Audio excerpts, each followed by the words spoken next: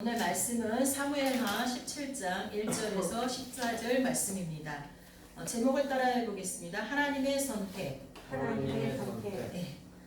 먼저 여기 군대 갔다 온 청년들에게 한번 물어볼게요. 여러분이 군인으로서 여러분이 장군이고 리더자라면 그 아히도벨의 계략과 후세의 계략 중 어떤 것이 좋다고 생각하십니까?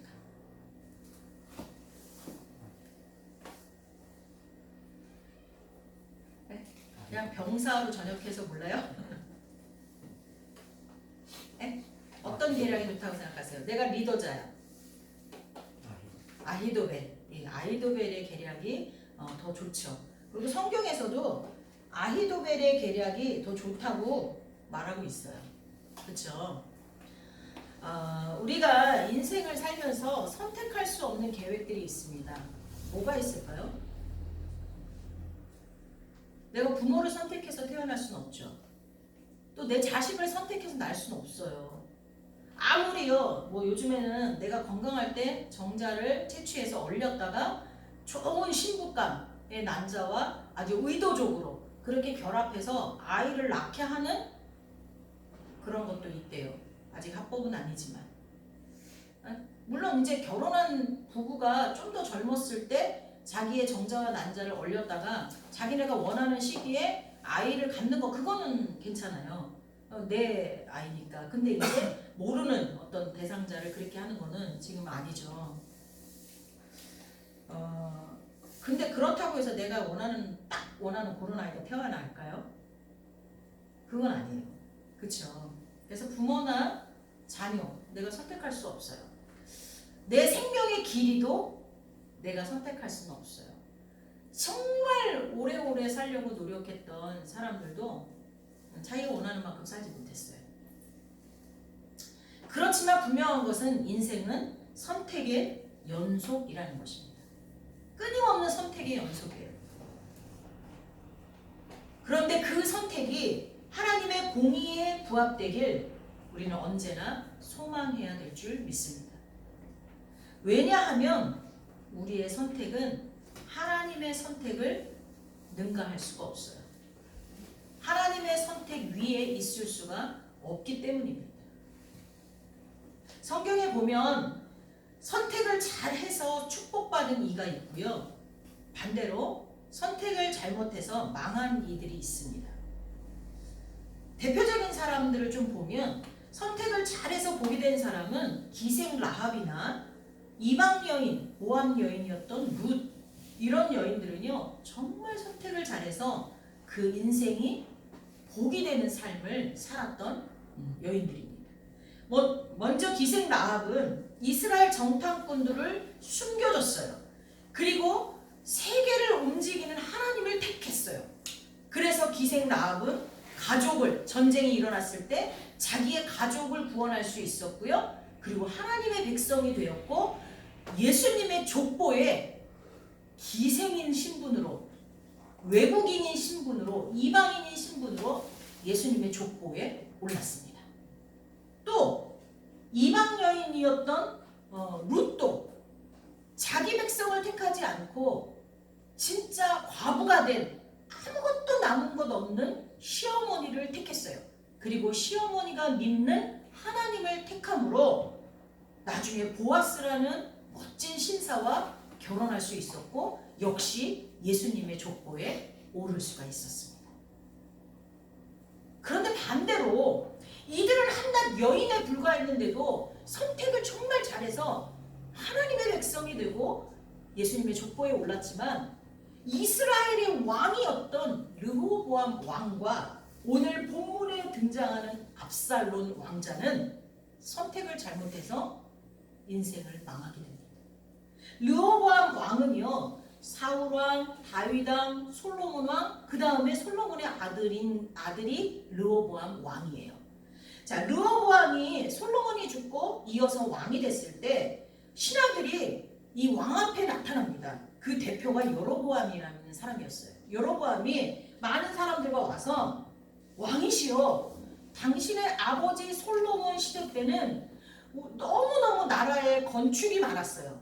성 예루살렘 성전도 건축하고 자기 왕궁도 건축하고 너무나 많이, 그리고 솔로몬이 엄청 사치스러웠잖아요. 전도서 마지막에 말년에 쓴 전도서를 보면요 안 해본 게 없다 그랬어요. 그리고 그의 궁녀들은요 1000명이 넘었다 그랬어요. 백제시대 의자왕처럼 진짜 안 해본 게 없었다니까. 그 정도로 부귀 영화를 누린 게 솔로몬이에요. 그러니까 솔로몬 치하에 있던 신하들은, 이 백성들은 너무너무 힘들었어요. 그래서 이제 솔로몬이 죽고 르호보암 왕이 오르니까 왕이시여 우리 백성들의 노역을 좀 감해달라라고 이제 왕 앞에 옵니다. 근데 이 르호보암 왕이 이제 아버지와 함께 했던 노신들, 나이가 먹은 신하들에게 물어봤어요. 내가 어떻게 하면 좋겠냐 이렇게 물어보니까 이 노신들이 솔로몬이 왕이었을 때는 한마디도 못했지만 워낙 왕권이 강해서 솔로몬 왕이 지혜로운 왕이었고 나라를 부강하게 했지만 사실 백성들을 힘들게 했던 것은 맞습니다. 그러니까 이제는 좀 백성들을 그 힘들게 했던 거에서 좀 놓여놔서 좀 편안하게 해주면 좋겠습니다 라고 얘기를 했어요. 근데 그들의 말을 듣지 않고요 일단 돌려보내요. 다음에 오라고. 그래서 다음에 왕이 오라고 한 날 갔어요. 근데 그 사이에 이 르호보암 왕은 자기와 같은 젊은 신하들에게 물어봐요. 야, 어떻게 하면 좋겠냐? 그러니까 이 젊은 신하들은 경험이 없잖아요. 그러니까 이 신하들이 뭐라고 얘기를 하냐면 그렇게 말하는 백성들을 그냥 그대로 따라줬다가는 왕이 나중에는 끌려다닙니다. 그러니까는 더 강하게 나가셔야 됩니다. 그래서 어떻게 해요? 이 여로보암과 그 신하들이 왔을 때 너희들이 말한 게 도대체 뭐냐? 솔로몬 왕 때는 그렇게, 내 아버지 때는 그렇게 잘 충성하고 따라주더니 이제 내가 힘이 없어 보이니까 나한테 그런 식으로 나와? 야, 내 이 손이 우리 아버지 팔뚝보다 더 크다! 이런 식으로 얘기하면서 돌려보내죠. 그러니까 그때 어떻게 해요? 여로보암이 반역을 일으켜서 이 유다 지파를 뺀 나머지 지파들을 다 모아가지고 북이스라엘을 만들게 되죠. 그래서 남유다와 북이스라엘로 나뉘어지게 됩니다. 그래서 끝까지 그렇게 가죠. 근데 하나님은 다윗에게 약속한 것이 있어서 남유다 왕국을 지켜주시고 북이스라엘은 점점 더 타락해서 나중에 먼저 아수르의 BC 722년에 망하게 되죠. 먼저 망하게 되죠. 그리고 나중에 586년에 남유다도 바벨론의 포로로 잡혀가요. 70년 뒤에 남유다는 회복되지만 북이스라엘은 그 아수르가 어떤 정책을 피냐면 막 이 모든 민족을 섞어놓는 정책을 피는 바람에 순수한 혈통이 남지를 않아요. 그래서 그들이 모여서 회복돼서 산 데가 사마리아 지역. 그래서 사마리아 사람들을 남유다 사람들이 인정하지 않는 거예요. 혼혈아들이 너무 많으니까. 자, 그리고 오늘 본문에 나오는 압살롬이에요. 압살롬도 선택을 잘못해요. 아까 청년들한테 물어봤을 때 아히도벨의 계략이 더 훌륭했다라고 얘기해요. 근데 아히도벨의 계략을 택하지 않고 후세의 계략을 택해요. 근데 후세는 누구냐? 다윗의 척자였어요. 다윗 왕을 배신하지 않고 끝까지 다윗 편에 섰지만 다윗이 이 압살롬 밑에 가서 어떻게 정세가 돌아가는지를 자기에게 알려달라고 해서 보낸 척자예요. 근데 그 척자의 말을 듣게 되죠. 그래서 결국은 이 압살롬은 충신이었던 아히도벨도 잃어버리고 자기도 죽음에 이르게 된다는 것입니다. 이렇게 선택은 굉장히 중요해요. 그러나 우리의 선택은 결국 하나님의 선택 아래에 있습니다. 오늘 본문 말씀을 쭉 읽다 보면 우리의 선택이 하나님의 선택 아래에 있다는 것을 알 수가 있거든요.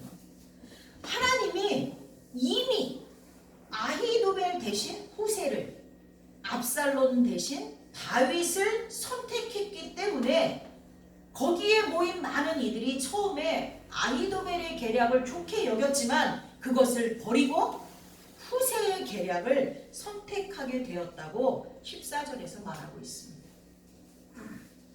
결국 하나님 없는 선택은 어떤 선택이 되었던 결과는 망하게 된다는 것입니다. 오늘 본문의 내용을 간단히 설명하면 다윗의 아들 압살롬이 반역을 했잖아요. 자기가 왕이 되려고 했잖아요. 그 전의 내용들은 이미 여러분이 큐티를 하면서 또 저의 설교를 통해서 들었으니까 생략하고, 압살롬이 반역을 했는데 다윗이 어떻게 해요? 예루살렘 성을 보호하고 백성들을 보호하기 위해서 도망을 가죠. 자기가 거기 있다가는 전면전이 벌어질 것이고, 그러면 예루살렘 성이 파괴되고, 그리고 거기에 있는 모든 백성들도 죽을 거니까 도망가요. 몇몇의 신하들과 함께 도망을 가죠. 그리고 다윗을 따라오려고 하는 사람 중에서도 많은 사람을 예루살렘에 남겨두죠. 너희는 거기 그냥 있으라고 하죠. 근데 이제 압살롬은 어떻게 해서든지 다윗 왕을 완전히 물리쳐야 자기가 제대로 정권을 잡기 때문에 압살롬을 쫓습니다. 그러면서 이제 계략을 세우기 위해, 계책을 세우기 위해서 부하들에게 물어보는데, 그때 옆에 책사가 2명 있었는데 그게 바로 아히도벨이라는 아주 두뇌가 명석한 책사와 그 다음에 후세라는 다윗의 첩자 책사가 2명 있었어요. 근데 이 사실은 아히도벨도 다윗의 충신이었지만 변절한 거예요. 변절한. 근데 이가 계략을 내려요. 12,000명의 용사만 저한테 주시면 제가 빨리 도망가는 다윗을 쫓아가서 누구만 죽인다고요? 다윗만 딱 죽인다는 거예요. 그리고 나머지를 다 살려서 당신의 백성으로 만들겠다는 거죠. 너무나 좋은 계략이었어요. 그리고 황급히 도망가고 있을 때 뭔가 채비가 안 됐잖아요. 부하들을 이렇게 단합시키지도 못했잖아요. 그때 빨리 가서 다윗만 죽이는 게 굉장히 좋은 계략이었는데, 그렇게 하다 보면 큰일 났어요. 후세가 생각해도 이거는 위험한 거예요. 다윗에게 위험한 거예요. 그러니까 다윗을 따르는 군대를 보호하기 위해서 시간을 끌 필요가 있었어요. 그래서 후세가 어떻게 했어요? 이제 후세한테 압살롬이 또 물어봤잖아요. 그러니까 이 후세가 대답하기를, 그건 좋은 계략이 아니다. 다윗 왕이 아무리 쫓기는 처지에 있어도 다윗은 많은 민족을 물리친, 골리앗 같은 어마어마한 장수도 물리친 장수 중에 장수다. 근데 그렇게 쫓아가서 다윗만 죽인다? 그건 무모하다. 그러니까 어떻게 해야 되냐? 모든 군대를 다 모아가지고 당신이 앞장서 나가서 전면전을 해야 된다라고 이야기를 하죠.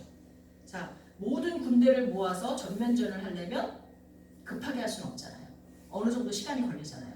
그동안에 거기에 남겨두었던 첩자들을 통해서 다윗에게 도망가라고 하는 거죠. 어디 굴에든 머물러서 자지 말고 빨리 더 도망가라는 거죠. 그래서 다윗에게 시간을 벌어주기 위해서 그렇게 했어요.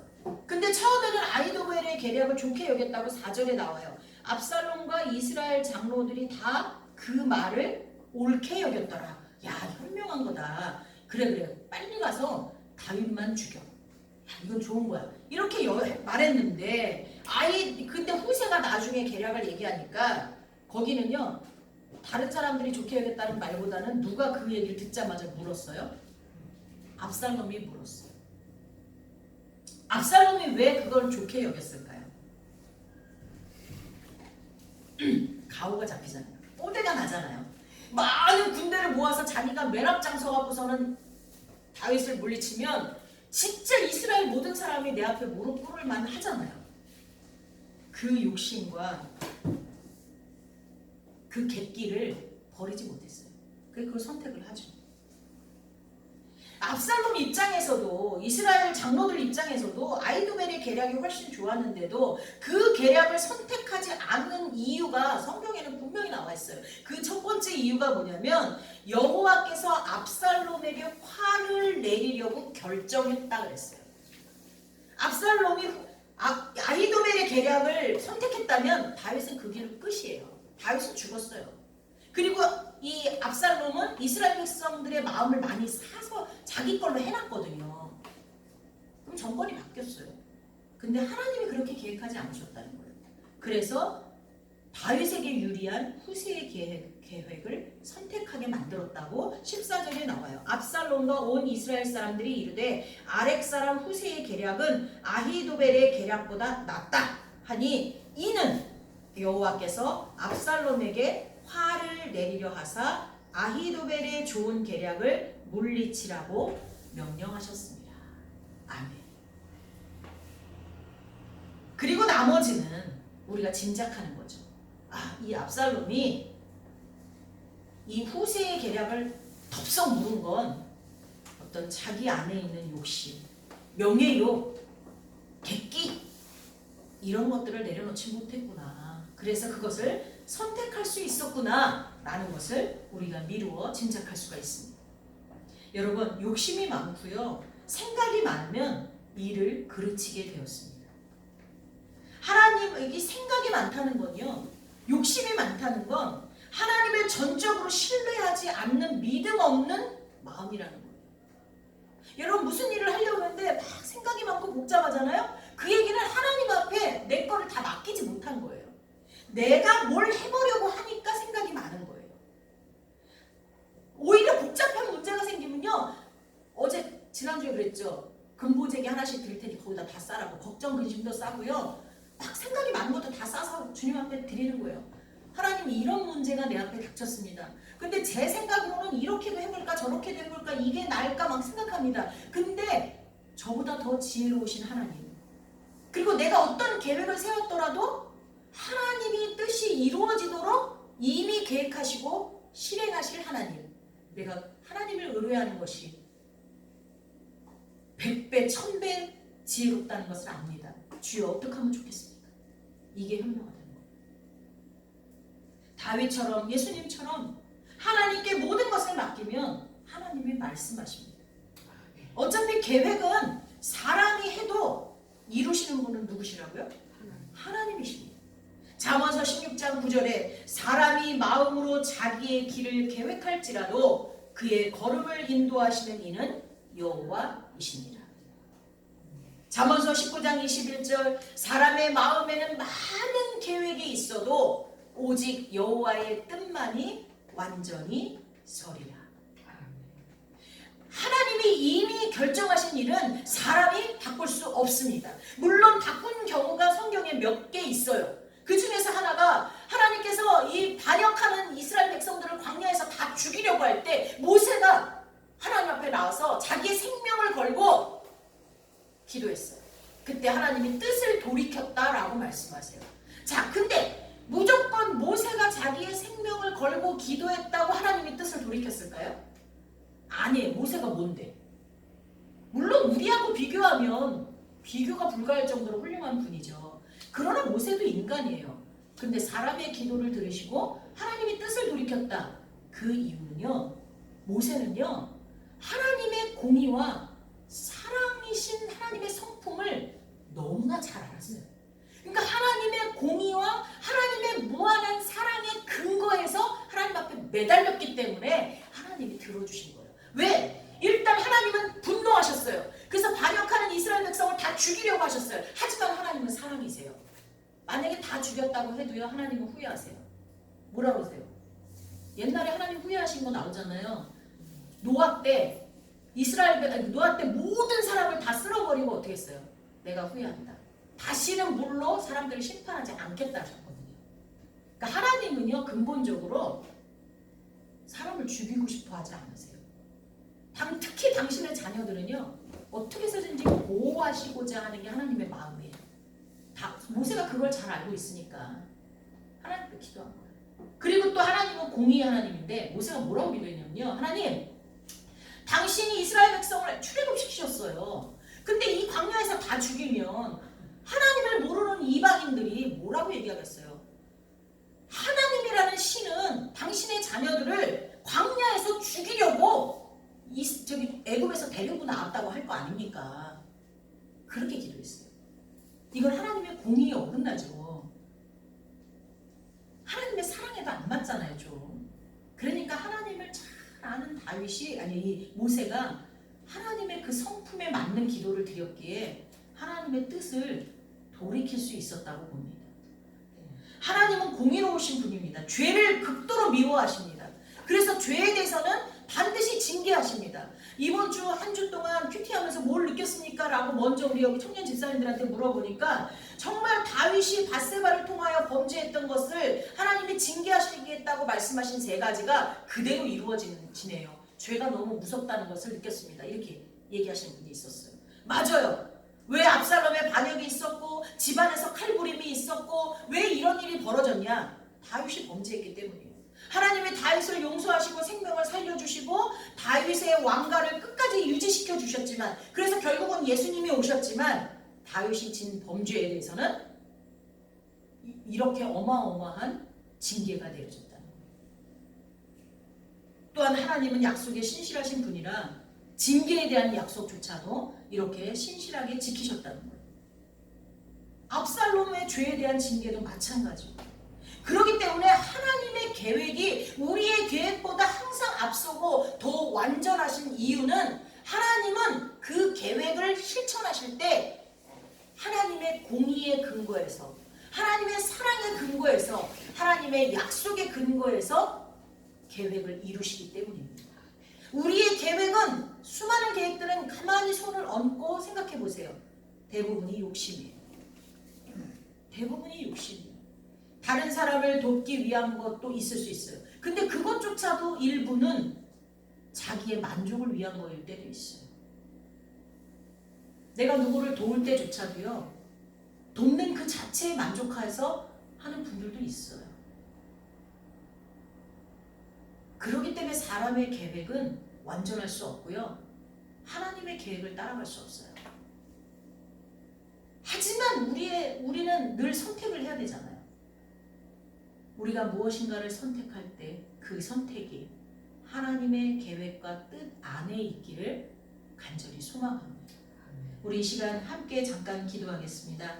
하나님, 오늘 본문을 통하여서 사람이 어떤 계획을 할지라도 그 계획을 이루시는 분은 하나님이시고 오직 하나님의 뜻만이 완전히 선다는 것을 배웠습니다. 그러나 하나님, 우리가 인생을 살면서 수많은 선택을 하면서 살 수밖에 없습니다. 하나님의 계획과 뜻에 맞는 선택을 할 수 있도록 우리에게 지혜를 주시고 하나님에게 늘 묻고 하나님의 응답을 들으면서 살 수 있도록 도와주세요. 우리 함께 기도하겠습니다. 사랑과 풍성하신 하나님 아버지, 오늘 말씀을 들었습니다.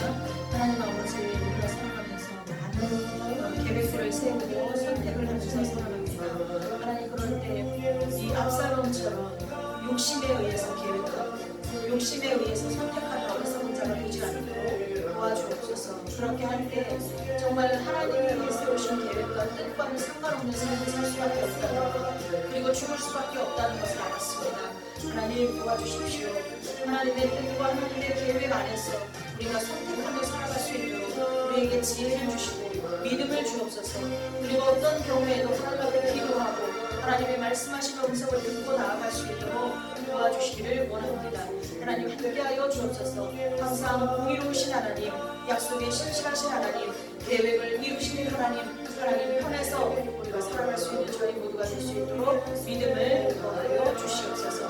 함께하실 여호와 하나님을 찬양하며 예수님의 이름으로 기도했습니다. 아멘.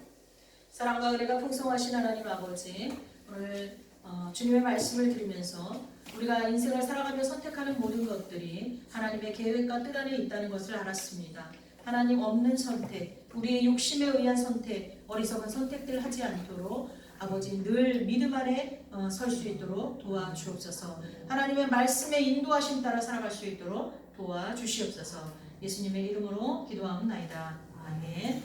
이제는 우리 주 예수 그리스도의 은혜와 성부 하나님의 극진하신 사랑하심과 성령 하나님의 감화 감동 교통하심이 오늘 말씀을 듣고 주님의 계획과 뜻 안에서 선택하며 살아갈 수 있도록 우리에게 믿음과 영적인 분별력과 지혜를 더하여 주옵소서. 간절히 소망하며 기도한 성도들 머리 위에, 또 저들의 가정 위에, 일터 위에, 이 나라 이 민족 위에, 특별히 정말 암으로 고생하는 우리 소윤이 위에, 또 앞으로 이제 몇 주 있으면 군대 갈 우리 성원이 위에 영원히 함께 하시기를 간절히 축원하옵나이다.